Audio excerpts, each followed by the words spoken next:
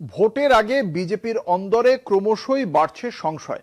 SIR ও ঢালাও প্রশাসনিক বদলি নিয়ে বিতর্ক তুঙ্গে, কিন্তু তারপরেও বাংলায় বিজেপির জয় কতটা নিশ্চিত তা নিয়েই প্রশ্ন উঠছে দলের অন্দরে। আসন সংখ্যা নিয়ে নিশ্চিত নয় নেতৃত্ব।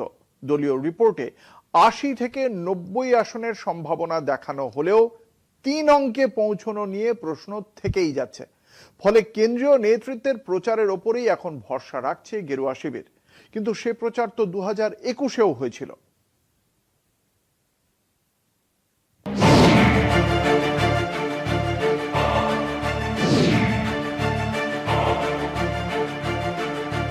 এসআইআর ইস্যু ও প্রশাসনিক বদলিকে কেন্দ্র করে রাজনৈতিক উত্তাপ চরমে উঠলেও তারপরেও বাংলায় বিজেপির জয় কতটা নিশ্চিত তা নিয়েই এবার প্রশ্ন উঠছে বিজেপির অন্দরেই।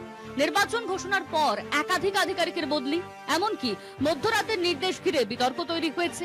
মুখ্যমন্ত্রী মমতা বন্দ্যোপাধ্যায় অভিযোগ করেছেন এসবই বিজেপির প্রভাবেই হচ্ছে।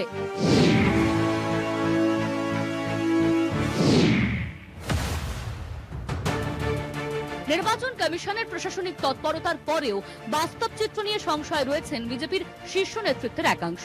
2021 সালের বিধানসভা নির্বাচনে 200 পার স্লোগান দিয়েও 3 অঙ্কে পৌঁছতে না পারার অভিজ্ঞতা এখনো তাজা। সেই কারণেই এবার কোনো আগাম প্রতিশ্রুতি দিতে নারাজ গেরুয়া শিবির। দলীয় সূত্রে খবর, বর্তমানে রাজ্যে প্রায় 80 থেকে 90টি আসনে ভালো ফলের সম্ভাবনা দেখানো হচ্ছে, যদিও প্রাথমিকভাবে এই সংখ্যা 110-এর বেশি হতে পারে বলে আশা ছিল।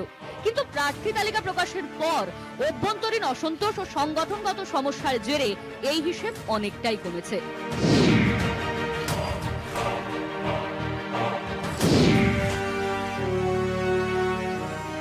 এখন নজর কেন্দ্রীয় নেতৃত্বের প্রচারে। খুব শিগগিরই নরেন্দ্র মোদী বাংলায় প্রচারে নামছেন। তার প্রচারের পর হাওয়া কতটা বদলাবে তার উপরে নির্ভর করছে বিজেপির চূড়ান্ত ফলাফল। সব মিলিয়ে প্রশাসনিক পদক্ষেপ সত্ত্বেও বিজেপির ভিতরে এখন সবচেয়ে বড় প্রশ্ন, 21-এর 77 কি এবার আদৌ পার হওয়া যাবে? পনাদ দাশগুপ্তর রিপোর্ট, কলকাতা টিভি।